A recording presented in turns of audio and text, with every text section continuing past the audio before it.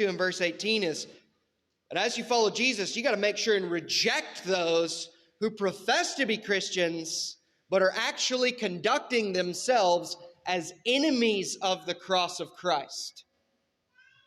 Look at verse 18. For, what's the second word in that verse?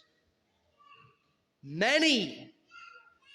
For many, of whom I have often told you, and now tell you even with tears, walk as enemies of the cross of Christ. Now let's do a lesson on reading.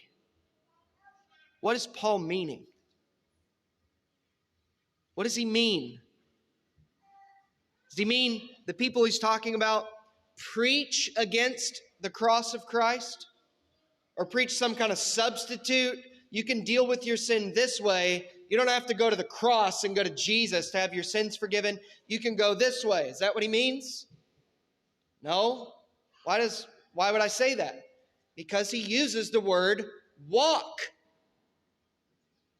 What he's saying is these people with their mouths profess to be friends of the cross of Christ, and they cherish what Jesus has done for them on the cross, but by the way they walk and live their life, they walk as enemies of the cross.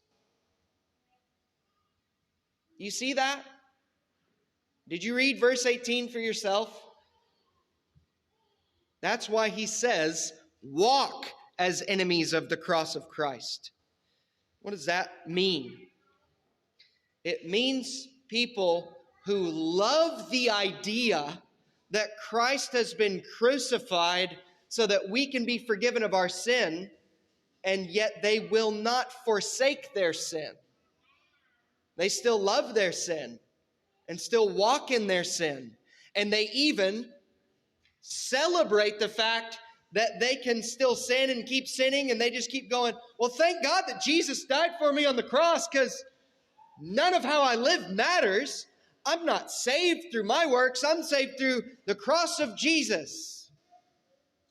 And so they have no care to follow Jesus or obey Jesus or put their sin to death. And what Paul is saying is, if you see a person who professes Christ, but they walk in constant disobedience to Christ, they are enemies of the cross, not friends.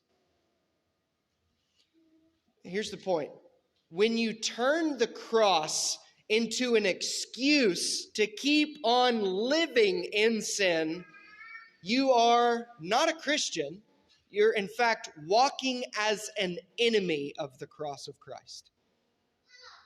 The cross is not an excuse to go on living however I want, because the cross, frankly, is not just for our pardon so that we can be forgiven, but Jesus died so that we would have new life come to us and we would live a new life for the glory of God.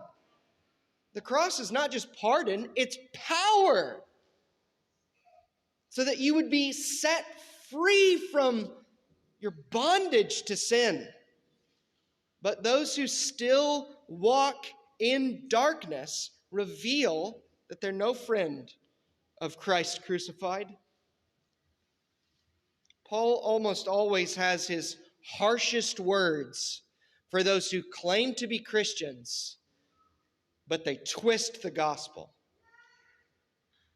He's talked about this earlier in this letter, calling the Judaizers, those who said, you must trust in Jesus and add circumcision and the ceremonial laws to it. And if you are good and you have faith in Jesus, you'll be saved.